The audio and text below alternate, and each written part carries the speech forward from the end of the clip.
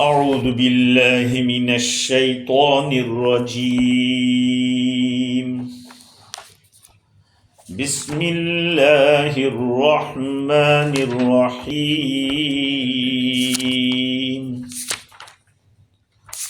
وأوفوا بعهد الله إذا عاهدتم ولا تنقضوا الأيمان بعد توكيدها وقد جعلتم الله عليكم كفيلا إن الله يعلم ما تفعلون ولا تكونوا كالتي نقضت غزلها من بعد قوة أنكاثا تتخذون أيمانكم دخلا بينكم أن تكون أمة هي أربى من أمة إنما يبلوكم الله به وليبينن لكم يوم القيامة ما كنتم فيه تختلفون ولو شاء الله لجعلكم أمة واحدة ولكن يضل من يشاء ويهدي من يشاء ولتسألن عما كنتم تعملون ولا تتخذوا أيمانكم دخلا بينكم فتزل قدم بعد ثبوتها وتذوقوا السوء بما صددتم عن سبيل الله ولكم عذاب عظيم صدق اللہ العظیم. بزرگوں، پیارے بھائیوں، اللہ ہی مولا ہے. صدق اللہ العظیم، صدق اللہ مولانا العظیم. ایک ہی ہے. مولا کے معنی آقا. نہیں ہوتا ہے، کوئی پڑھے نہ پڑھے. خیر، گفتگو ہماری چل رہی تھی کہ اللہ تعالیٰ نے وعدوں کو پورا کرنے کا حکم دیا ہے اور وعدہ توڑنے کو، ایگریمنٹ توڑنے کو، پرومس توڑنے کو منع کیا ہے. وَأَوْفُوا بِعَهْدِ اللَّهِ إِذَا عَاهَدتُّمْ، اور جب تم عہد کرو تو اپنے عہدوں کو پورا کرو. اور وَلَا تَنْقُضُوا الْأَيْمَانَ بَعْدَ تَوْكِيدِهَا، اور قسموں کو توڑو مت اس کو پکا ہو جانے کے بعد. اس لیے کہ جب قسم کھائی ہے، پکی ہو گئی، تو اب بلا وجہ کیوں توڑ رہے ہو؟ کوئی جینیون ریزن ہونا چاہیے. اس زمانے کے اندر مکہ المکرمہ میں قریش ایک دوسرے کے ساتھ ایگریمنٹ کرتے تھے. مسلمانوں کے بھی ایگریمنٹ، آپس میں تعلقات کی بنیاد پر. اسلام آ جانے کے بعد کوئی ایگریمنٹ نہیں. اسلام نے کہا کہ اسلام آ گیا، اب اسلامی ایگریمنٹ. ہاں، یہ صحیح بات یہ ہے کہ آج مسلمانوں کی کمزوری کی وجہ یہی ہے کہ اسلام کو رشتے کا ذریعہ ہی نہیں سمجھا کہ اسلام بہت بڑا قوی رشتہ ہے. ہاں، اگر اس بات کو سمجھتے تو پھر مکہ ڈیلنگ کرنے کی ضرورت نہیں تھی. ترکی اور سعودی اور پاکستان نے جو کیا ایگریمنٹ، اگر اسلام کو صحیح معنی میں سمجھتے تو. اللہ تعالیٰ فرماتے ہیں وَلَا تَنْقُضُوا الْأَيْمَانَ بَعْدَ تَوْكِيدِهَا، جب پکا کر دیا اس کے بعد اب توڑو مت.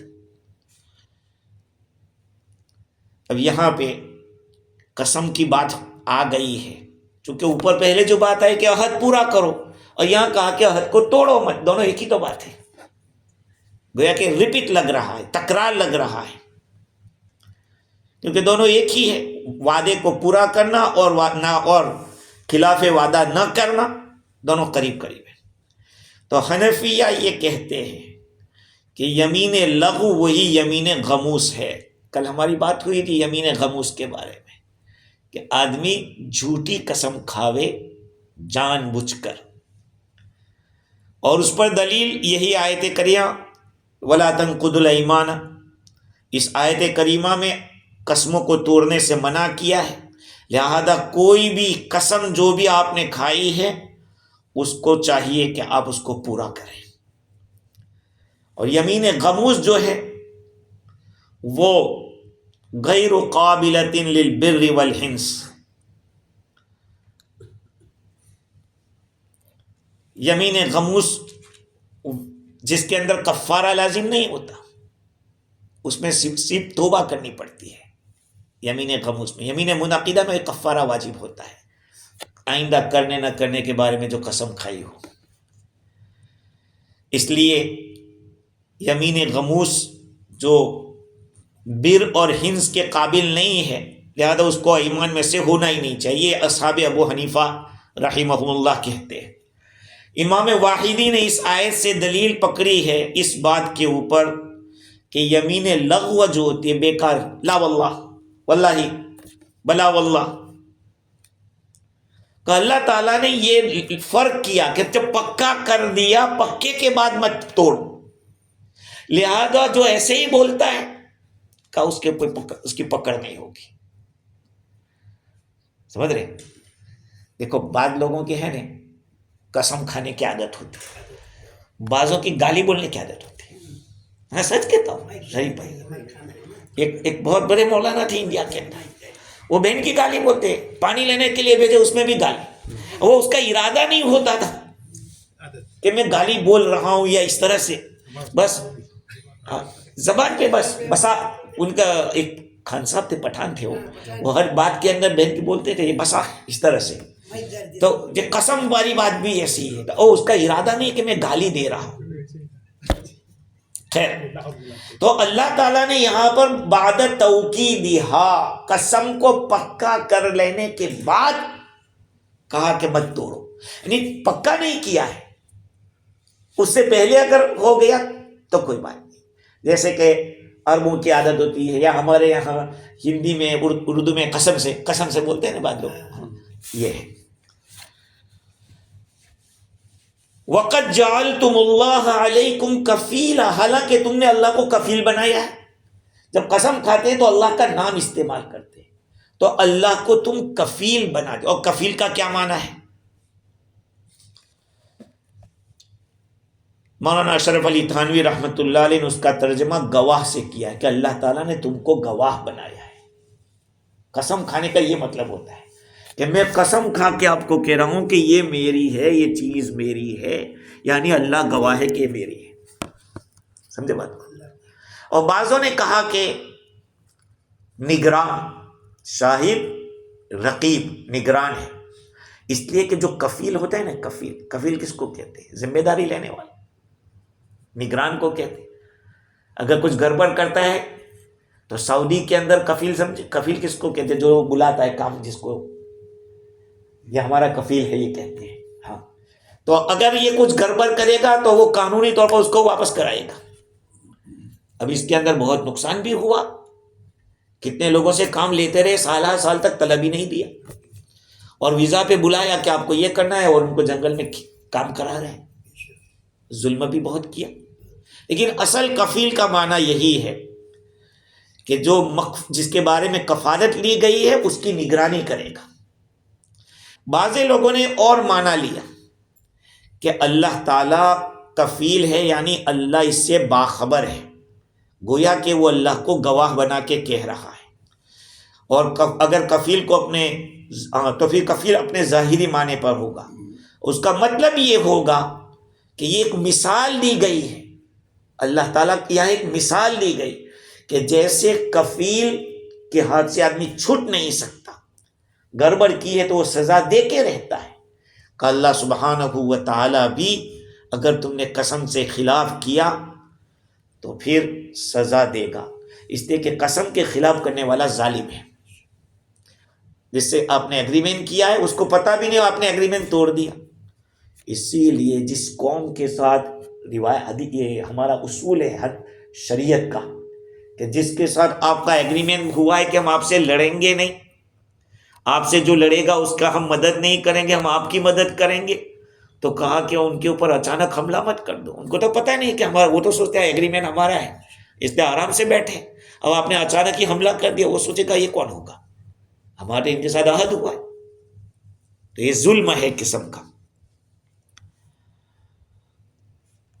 اس میں اشارہ اس بات کی طرف ہے کہ چھوٹ نہیں سکو گے اگر غلط کیا قسموں کے اندر۔ وَقَدْ جَعَلْتُمُ اللَّهَ عَلَيْكُمْ كَفِيلًا، اور ان اللہ یعلم ما تفعلون، اللہ دیکھتا ہے، جانتا ہے جو کچھ تم کر رہے ہو، کھل کے کرو یا چھپ کے کرو، دل میں کچھ الٹا رکھ کے کرو یا زبان سے ظاہر کر کے کرو۔ ان اللہ یعلم ما تفعلون کے اندر کیا ہے؟ ترغیب بھی ہے، ترہیب بھی ہے۔ اچھا کرو گے تو نوازے گا، الٹا کرو گے تو سزا دے گا، دونوں چیزیں اس میں داخل ہیں۔ ہاں، تو ان آیتوں سے ایک بات معلوم ہوئی کہ عہد کو پورا کیا جائے۔ بعض متکلمین نے کہا کہ کوئی آدمی کتنی بڑی بڑی کرامتوں والا کیوں نہ ہو، اللہ تعالیٰ نے اس کے ہاتھ سے بہت بڑے کرتب دکھائے ہو، لیکن دھوکے میں نہیں آنا چاہیے جب تک کہ وہ شریعت کے حدود کا پابند ہے کہ نہیں۔ بیان کر دینے سے آدمی علامہ نہیں بن جاتا ہے، اس لیے کہ بیان کا میدان الگ ہے اور کردار کا الگ ہے، کردار کا الگ ہے۔ علامہ اقبال کا شعر ہے نا، اقبال بڑا اپدیشک ہے، من باتوں میں موہ لیتا ہے، گفتار کا غازی بن گیا، کردار کا غازی بن نہ سکا۔ حالانکہ ان کے جو اشعار ہیں وہ اللہ والوں کے اشعار ہیں، اور وہ لگے ہوئے تھے، مطلب یہ کہ بزرگوں کے ساتھ، بزرگوں کی صحبت یافتہ تھے علامہ اقبال۔ شاید میں نے یہ گزشتہ کہا تھا یا نہیں کہا تھا، یہاں پھر سے کہہ دیتا ہوں، یہ بات یاد رکھے۔ کسی حکیم سے، وائس پرسن سے کہا کہ ای شیء اعمل حتی اموت مسلما، میں کون سا عمل کروں کہ میں مسلمان ہونے کی حالت میں مروں، میری موت اسلام کی حالت میں آئے، اس کے لیے کون سا عمل کرنا چاہیے؟ تو کہا کہ لا تصحب مع اللہ الا بالموافقہ، تم اللہ کے ساتھ رہو کمپرومائز کے ساتھ۔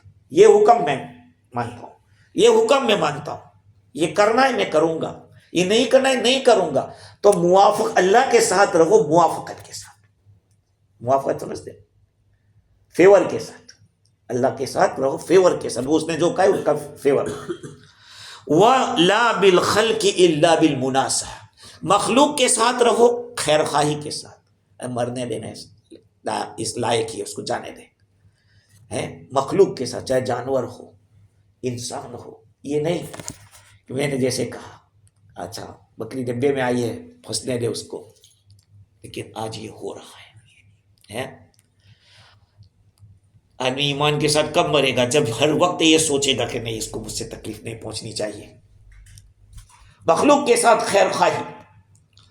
وَلَا مَعَ النَّفْسِ إِلَّا بِالْمُخَالَفَةِ، اپنے نفس کے ساتھ رہو مخالفت کے ساتھ۔ نفس کہتا ہے کہ سو جا یار، ٹھنڈی بہت ہے، کیوں جاتا ہے مسجد نماز پڑھنے؟ کہا نہیں، جماعت کے ساتھ نماز پڑھنا بعض علماء کے نزدیک واجب ہے، اور سنت موقدہ تو ہے ہی، میں جاؤں گا۔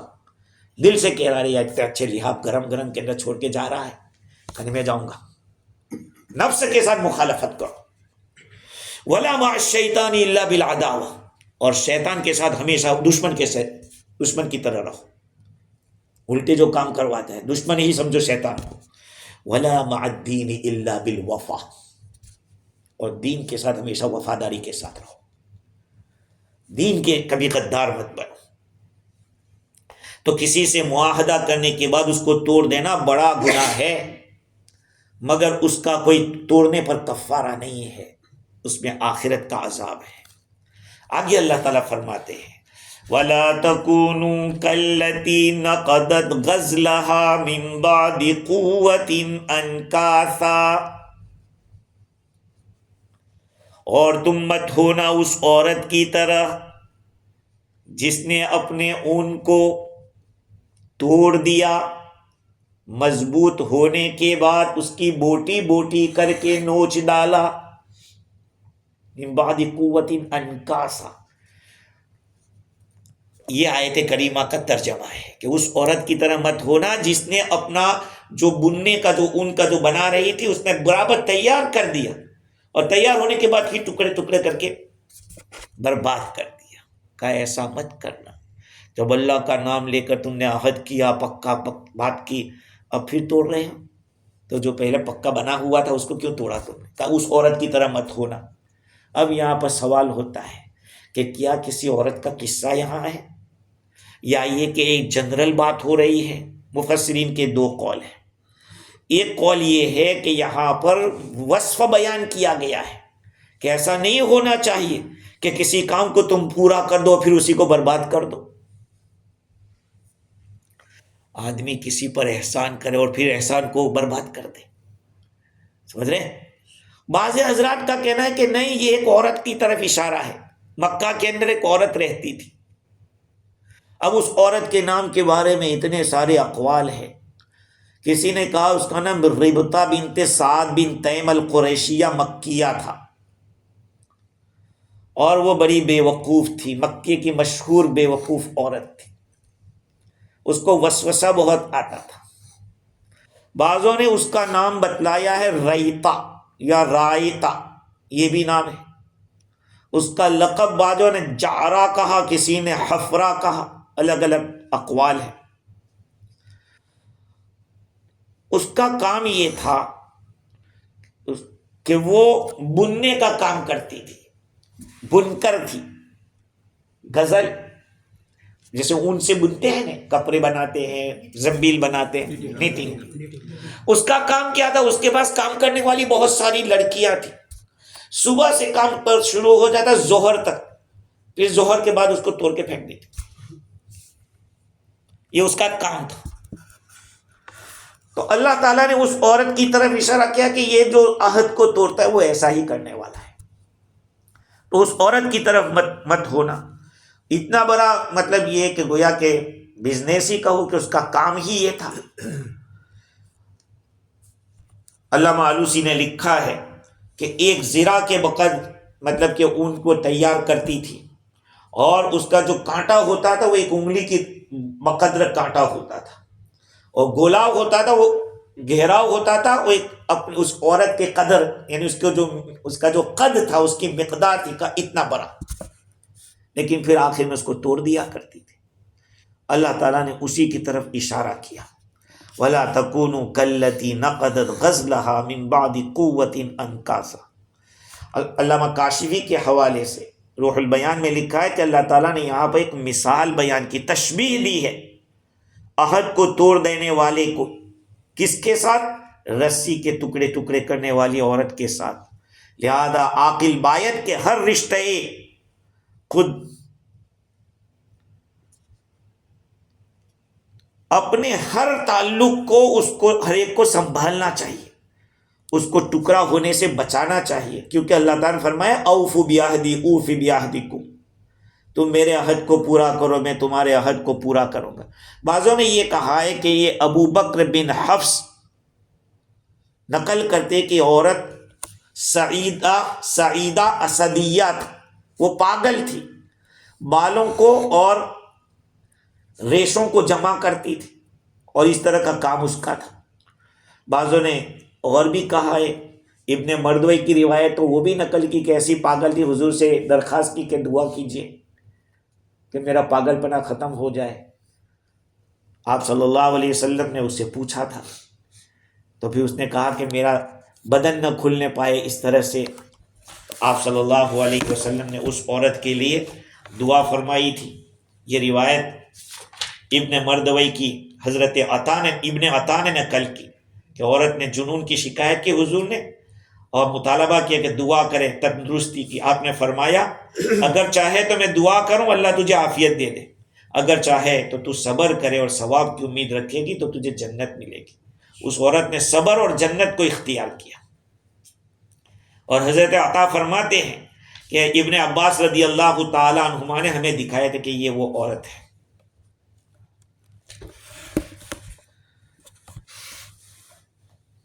اللہ تعالیٰ فرماتے ہیں کہ وَلَا تَكُونُوا كَالَّتِي نَقَضَتْ غَزْلَهَا مِن بَعْدِ قُوَّةٍ أَنْكَاثًا تَتَّخِذُونَ أَيْمَانَكُمْ دَخَلًا بَيْنَكُمْ. کیا تم یہ چاہتے ہو کہ تمہاری قسموں کو آپس میں فساد ڈالنے کا ذریعہ بنا دو؟ تمہاری قسموں کو آپس میں فساد کا ذریعہ، ظاہری بات ہے جو قسم کھانے کے بعد ایگریمنٹ توڑ دیں گے تو جھگڑا ہی ہوگا، فساد ہی ہوگا، اور کیا ہوگا. اور تم یہ چاہتے ان تکون امۃ ہی اربا من امہ، کہ ایک جماعت دوسری جماعت سے بڑھی ہوئی ہے. میں نے پہلے بھی کہا تھا کہ مکہ کے اندر ایسا ہوتا تھا کہ ایگریمنٹ ہوا ہے، اگر اپنا سامنے جس سے ایگریمنٹ ہوا ہے اگر وہ کمزور ہے، وہ کوئی طاقتور مل جاتا تو اس کو چھوڑ کے اس کے ساتھ ہو جاتے تھے. یا تو وہ مال والا ہے اس لیے اس کے ساتھ ہو جاتے تھے، یا اس کی میجورٹی زیادہ ہے اس لیے اس کے ساتھ ہو جاتے تھے. اللہ تعالیٰ نے فرمایا کہ نہیں، یہ کوئی سبب نہیں ہونا چاہیے. اس بنیاد کے اوپر کسی سے عہد شکنی نہیں ہونی چاہیے. مجاہد نے کہا ہے کہ یہ لوگ قسم اپنے حلیفوں سے قسم کھاتے، پھر اگر ان سے کوئی عزت والا یا شرافت والا مل جاتا تو پہلوں کا عہد توڑ دیتے تھے اور دوسروں کے ساتھ جوائنٹ ہو جاتے تھے. اللہ تعالیٰ نے منع کیا کہ نہیں، ایسا نہیں ہونا تھا. مفتی شفیع صاحب رحمۃ اللہ علیہ لکھتے ہیں کہ جس جماعت کے ساتھ تمہارا معاہدہ ہو جائے اس معاہدے کو دنیاوی اغراض و منافع کے لیے نہیں توڑنا چاہیے. مثلا یہ محسوس ہوا کہ جس جماعت یا پارٹی سے آپ کا معاہدہ ہوا ہے یہ کمزور ہے اور تعداد میں قلیل ہے یا مال کے اعتبار سے مفلس، اس کے بالمقابل دوسری جماعت قوی اور کثیر ہے یا مال دولت والی ہے، تو صرف اس طمع سے کہ قوی اور مالدار پارٹی میں شامل ہونے سے فائدہ زیادہ ہوگا پہلی جماعت کا عہد توڑنا جائز نہیں، بلکہ اپنے عہد پر قائم رہے، نفع اور ضرر نقصان کو اللہ کے حوالے کر. ہاں البتہ جس پارٹی سے تمہارا معاہدہ ہوا ہے وہ شریعت کے خلاف کر رہا ہے تو اس وقت تو واجب ہے کہ اپنا معاہدہ توڑ دو.